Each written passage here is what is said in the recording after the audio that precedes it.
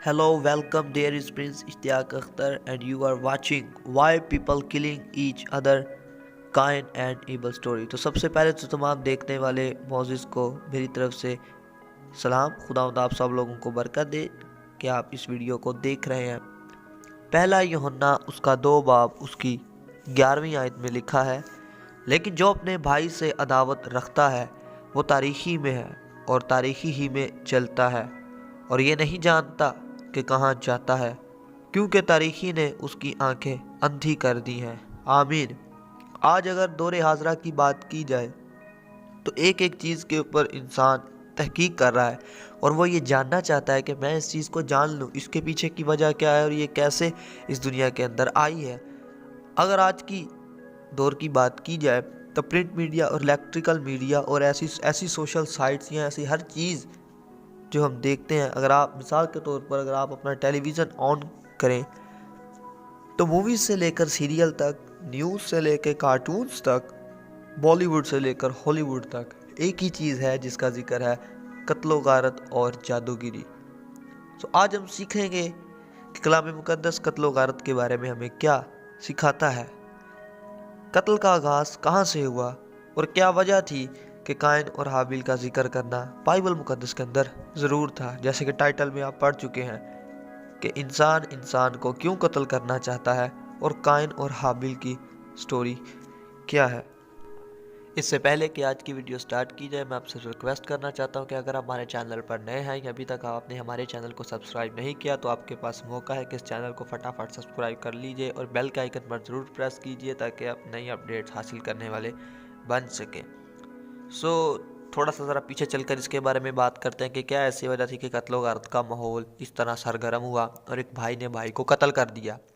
हम जानते हैं कि खुदा ने दुनिया को कैसे बनाया। अगर आप नहीं जानते तो डिस्क्रिप्शन के अंदर मैंने इसकी वीडियो बनाई हुई है, आप इसको पहले जाकर देखिए तभी आप इसकी समझ आएगी। लेकिन फिर भी मैं आपको एक दफ़ा बता देता हूँ कि खुदा ने 6 दिन के अंदर तमाम मखलूक़ात को बनाया, जिसके अंदर हैवान, चरिंद, परिंद, दरिंद, नबातात और हर तरह की ऐसी चीज़ जो इस दुनिया के ऊपर मौजूद है, जो हम देखते हैं, वो खुदावंद ने बनाई।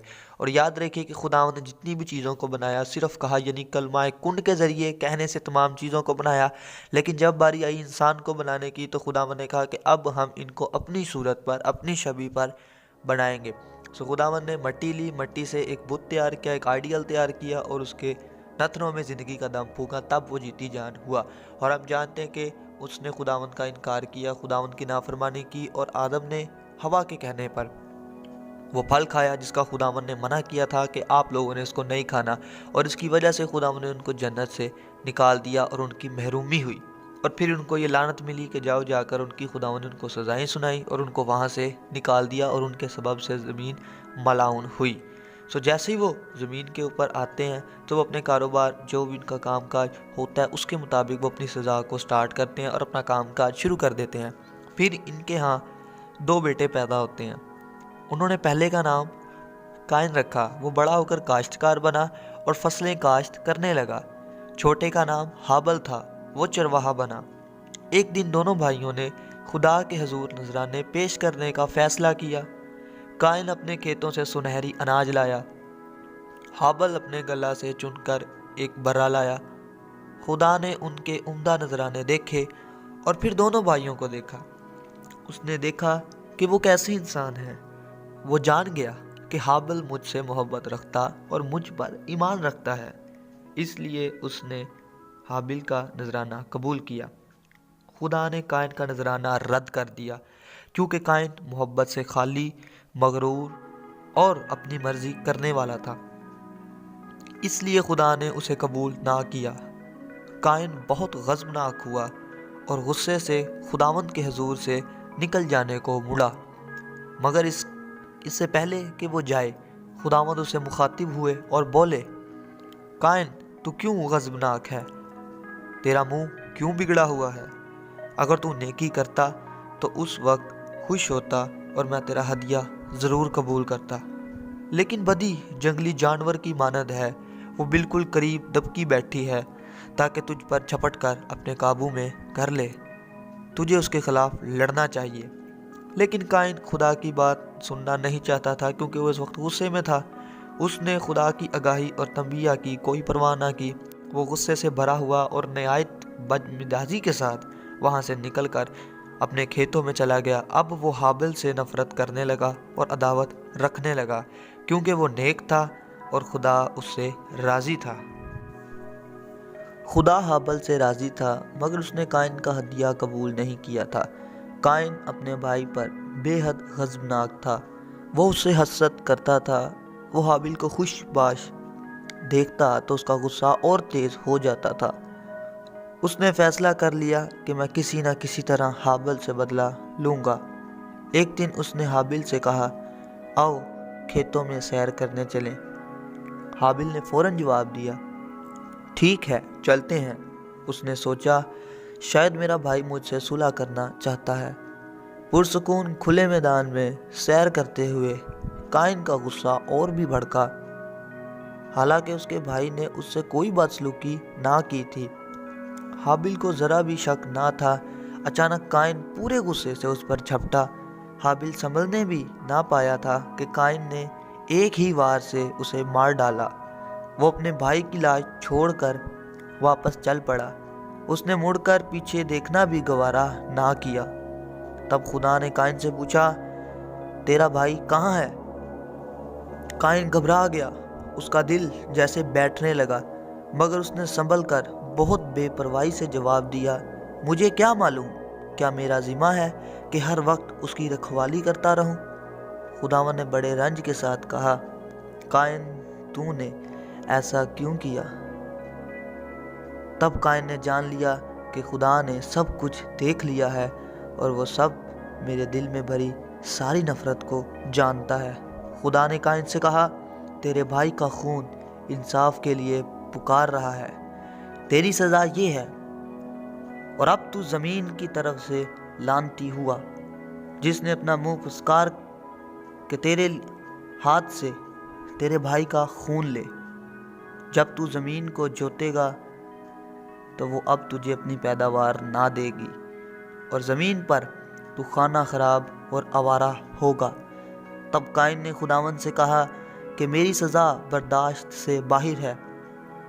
دیکھ آج تو نے مجھے روئے زمین سے نکال دیا، اور میں تیرے حضور سے روح پوش ہو جاؤں گا اور زمین پر خانہ خراب اور آوارہ رہوں گا، اور ایسا ہوگا کہ جو کوئی مجھے پائے گا قتل کر ڈالے گا۔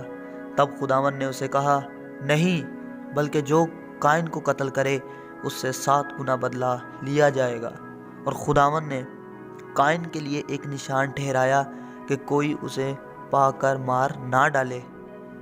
سو قائن خداوند کے حضور سے نکل گیا اور عدن کے مشرق کی طرف نود کے علاقہ میں جا بسا۔ اس نے اپنے غرور کے باعث خدا کی آگاہی اور تنبیہ پر کان نہیں دھرا تھا۔ اس نے اپنے بھائی سے محبت رکھنے اور اس کے ساتھ رہنے کی بجائے اس سے نفرت رکھنے اور اسے مار ڈالنے کو ترجیح دی۔ اور آج کل بالکل ایسی بات ہے، جیسے میں نے آپ کو سٹارٹنگ میں بتایا کہ اگر ہم دیکھا جائے تو دنیا کی ہر چیز کے اندر اسی چیز کا ذکر ہے، قتل و غارت اور جادوگری اور بدی کو بڑے برے طریقے سے عروج دیا جا رہا ہے، جس کی وجہ سے تمام انسان چھوٹا ہے یا بڑا ہے وہ اس بدی کے اندر دھستا چلا جا رہا ہے۔ لیکن ہمارا کام ہے ہم مسیحی ہوتے ہوئے خدا کے کلام کو پڑھیں اور اس کو جانیں۔ جس طرح قائن نے ایک چھوٹی سی بات کو ایکسیپٹ نہیں کیا، بلکہ اس نے اپنے دل کے اندر اس بدی کو رکھا، اور وہ بدی بیج کی صورت میں بڑھتی بڑھتی کتنی بڑھ گئی کہ آخرکار اس نے اپنے بھائی کو قتل کیا، اور اس کو کیا فائدہ ملا؟ اس کے سبب سے زمین بھی لعنتی بنی، اس نے اپنی سزا بھی کمائی اور خداوند کی نظر میں بھی گرا۔ اگر ہمارے دلوں کے اندر بھی کبھی کبھی ایسی بدی پیدا ہو جاتی ہے، ہمیں ضرورت ہے کہ ہم دعا کریں اور خداوند کا نام لیں اور اس بدی کو نکالیں، کیونکہ یاد رکھیے اگر ہم اس کو اپنے بیچ میں سے نہیں نکالیں گے تو وہ ہمارے اندر بڑھتی جائے گی اور ایک دن ہمیں تباہ کر دے گی۔ اور ویڈیو کے سٹارٹنگ میں میں نے ایک آیت مبارکہ آپ کے سامنے پیش کی تھی، میں ایک بار پھر سے چاہتا ہوں کہ اس کو آپ کے سامنے پڑھوں، غور سے سنیے گا۔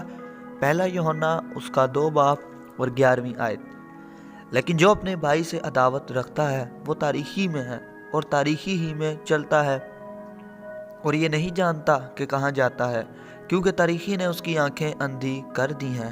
آمین۔ آج کا خلاصہ یہی ہمارے سامنے نکلتا ہے کہ ہمیں اپنے دل کے اندر بدی نہیں رکھنی چاہیے، اور خدا کے خادم یوحنا عارف اس چیز کا بیان دے رہے ہیں کہ جو کوئی اپنے بھائی سے عداوت رکھتا ہے وہ گویا تاریخی میں چلتا ہے، یعنی کہ ٹوٹلی طور پر اس کی زندگی کے اندر جو نور ہے، جو لائٹ ہے وہ ختم ہو چکی ہے اور ڈارکنیس آ چکی ہے۔ تو آج ہمیں ضرورت ہے کہ اپنی زندگی سے ڈارکنیس کو دور کریں۔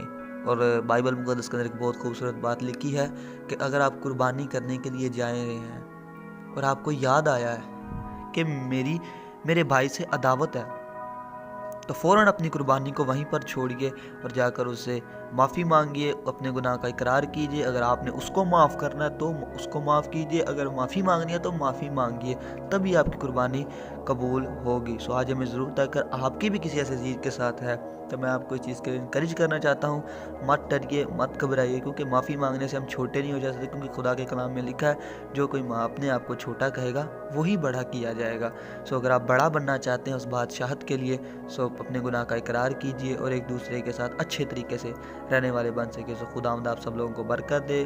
آپ کا شکریہ کہ آپ نے آخر تک اس ویڈیو کو دیکھا اور آپ کی زندگی میں سے ہر طرح کی پریشانی کو دور کرے۔ سو دعاؤں میں یاد رکھیے گا، اپنے عزیز دوست کو، اپنے بھائی کو اجازت دیجیے۔ Stay blessed. Amen. I know that you like it like that. I wait design and check the name on the tag. White fox fur on my jacket.